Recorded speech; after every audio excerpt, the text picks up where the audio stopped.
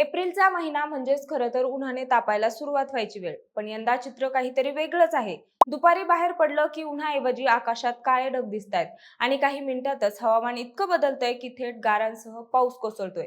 पुण्यात 31 मार्चला असंच काहीतरी घडलं. गारपिटीमुळे अनेक ठिकाणी जमीन पांढरी पडली. त्यानंतर 2 एप्रिलला पावसाने पुन्हा एकदा जोरदार हजेरी लावली. भर दुपारीच शहरात अंधार पसरला. पाऊण ते 1 तास मुसळधार पाऊस पडला. रस्त्यावर पाणी साचलं आणि काही ठिकाणी रस्तेच नाल्यासारखे दिसू लागले. पुण्यात अनेक ठिकाणी झाडं कोसळली, वाहतूक कोंडी झाली आणि सगळ्यात दुर्दैवाचं म्हणजे एका महिलेचा जीवही गेला. ही सगळ्यात चिंताजनक बाब आहे. पण हे सगळं फक्त पुण्यापुरतं मर्यादित नव्हतं, तर राज्यातल्या अनेक भागांमध्ये अशीच परिस्थिती पाहायला मिळाली. जालना, अहिल्यानगर, वाशिम आणि छत्रपती संभाजीनगर या जिल्ह्यांमध्ये मुसळधार पावसाने धडक दिली आणि हे सगळं बघून आता प्रश्न असा उभा राहतो की उन्हाळ्याच्या सुरुवातीलाच राज्यात एवढा पाऊस का पडतोय? गेल्या काही दिवसात नेमकं काय घडलं? पुढच्या 4 दिवसांत कोणत्या भागात पावसाचा धोका आहे आणि या अवकाळी पावसाविषयी हवामान खातं काय सांगतं? या सर्वच प्रश्नांची उत्तरं जाणून घेणार आहोत या व्हिडिओच्या माध्यमातून. नमस्कार, मी अपूर्वा आणि तुम्ही पाहताय विषयच भारी. मंडळी, आता आपण समजून घेऊया की राज्यात गेल्या काही दिवसात नेमकं काय घडलं आणि हवामान अचानक इतकं का बदललं. खरं तर यावर्षी फेब्रुवारीच्या शेवटीपासूनच एवढा उकाडा सुरू झाला होता की आता मार्च, एप्रिल आणि मे महिन्यात किती गरम होईल याचा अंदाज बांधणं कठीण जात होतं. पण आता नेमकं उलट चित्र पाहायला मिळतंय. मे महिना जवळ येईल तसं तापमान वाढण्याऐवजी वातावरणात अचानक बदल व्हायला सुरुवात झाली आणि या बदलाची सुरुवात झाली ती 29 मार्च पासून. त्या दिवशी विदर्भ आणि उत्तर महाराष्ट्रात हवामानाने पहिली कलाटणी घेतली. बुलढाण्याच्या चिखली आणि देऊळगाव राजा भागात वादळी वाऱ्यासह साधारण स्वरूपाचा पाऊस पडला. याच वेळी नाशिक जिल्ह्यातील कळवण आणि सटाणा भागात हलक्या सरींची नोंद झाली. हे सगळं पाहता सुरुवातीला हा एक साधा बदल वाटला, पण प्रत्यक्षात ही मोठी बदलाची सुरुवात होती. यानंतर 30 मार्च आला आणि पावसाचा जोर अचानक वाढला. पुण्यातील बाणेर पाषाण आणि हिंजवडी या भागांमध्ये गारांचा पाऊस पडला. शहरात अचानक आलेल्या या गारपिटीने लोकांना अक्षरशः आश्चर्याचा धक्का बसला. त्याच दिवशी उत्तर महाराष्ट्रात नंदुरबार, जळगाव, मुक्ताईनगर आणि रावेर या भागांमध्ये जोरदार वादळी वाऱ्यासह मुसळधार पाऊस झाला. या पावसामुळे विशेषतः केळीच्या बागांचं मोठं नुकसान झालं. नाशिक जिल्ह्यातील निफाड, जळगाव फाटा, करंजगाव आणि कोठुरे या भागातही गारपीट झाली, ज्याचा थेट फटका शेतीला बसला. आणि 31 मार्चला ही परिस्थिती अजूनच गंभीर झाली. राज्यातील अनेक भागांमध्ये पावसाचा जोर कायम राहिला. चाळीसगाव, मालेगाव, बागलाण, वैजापूर, गंगापूर, जालना आणि बदनापूर या भागांमध्ये जोरदार पाऊस झाला. काही ठिकाणी गारपीटही झाली. त्यामुळे गहू, हरभरा, कांदा यांसारख्या पिकांचं मोठं नुकसान झालं. शेतकऱ्यांसाठी ही खूपच कठीण वेळ ठरली, कारण काढणीच्या जवळ आलेली पिकं एकाच झटक्यात खराब झाली. यानंतर 1 एप्रिलला राज्यातील अनेक जिल्ह्यांमध्ये अवकाळी पावसाचा तडाखा कायम राहिला. कोल्हापूर, छत्रपती संभाजीनगर, वाशिम, पुणे, नाशिक, वर्धा, परभणी आणि बीड या जिल्ह्यांमध्ये ग्रामीण भागात मोठ्या प्रमाणावर पाऊस आणि गारपीट झाली. त्यामुळे पिकांचं नुकसान आणखी वाढलं. तर 2 एप्रिलला सकाळपासूनच अनेक ठिकाणी वादळी वारे वाहू लागले.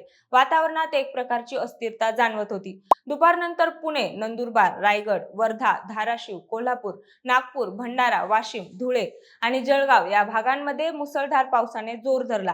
या पावसामुळे अनेक ठिकाणी पाणी साचलं, रस्त्यांची अवस्था बिकट झाली आणि जनजीवन विस्कळीत झालं. या सगळ्या परिस्थितीत सर्वात मोठा फटका बसला तो शेतीला. बीड, धाराशिव आणि लातूर या भागांमध्ये टोमॅटो आणि आंब्याच्या बागांचं मोठं नुकसान झालं. तसंच वाशिमच्या लोणी भागात कांद्याचंही नुकसान झालं. म्हणजे शेतकऱ्यांच्या हातातोंडाशी आलेला घास अक्षरशः हिरावला गेला. आणि याच मुसळधार पावसादरम्यान काल म्हणजेच 2 एप्रिलला पुण्यात एक अत्यंत धक्कादायक घटना घडली. जोरदार वारा आणि पावसामुळे सिंहगड रोड परिसरातील पु ल देशपांडे उद्यानाजवळ नवशा मारुती मंदिराजवळ एक मोठं झाड अचानक उन्मळून पडलं. त्यावेळी त्या ठिकाणी उभे असलेले 3 जण झाडाखाली अडकले. घटनेनंतर परिसरात एकच गोंधळ उडाला आणि नागरिकांनी तात्काळ पोलिसांना माहिती दिली. पुणे पोलीस तातडीने घटनास्थळी दाखल झाले आणि त्यांनी जीव धोक्यात घालून बचाव कार्य सुरू केलं. मोठ्या झाडांच्या फांद्या हटवून अडकलेल्या 3घांना बाहेर काढण्याचा प्रयत्न करण्यात आला. यामध्ये 2 जणांना जिवंत बाहेर काढण्यात पोलिसांना यश आलं. मात्र रंजना नवनाथ गिरी या महिलेला गंभीर दुखापत झाल्याने त्यांचा जागीच मृत्यू झाला. या घटनेमुळे संपूर्ण शहरात हळहळ व्यक्त केली जात आहे. या अवकाळी पावसासोबतच वीज कोसळण्याच्या घटनाही मोठ्या प्रमाणात घडल्या. जालना, सातारा, अहिल्यानगर आणि नांदेड या भागांमध्ये वीज पडून 4 जणांचा मृत्यू झाला. काही ठिकाणी जनावरांचाही मृत्यू झाला. अहिल्यानगरमध्ये एका शेतकऱ्याच्या 9 गायी वीज पडल्याने दगावल्या. या पावसामुळे बीडमध्ये काही बैलांचा मृत्यू झाला तर नांदेडमध्ये गायींचा मृत्यू झाला. साताऱ्यात शेळ्या आणि मेंढ्यांवर वीज कोसळून मोठं नुकसान झालं.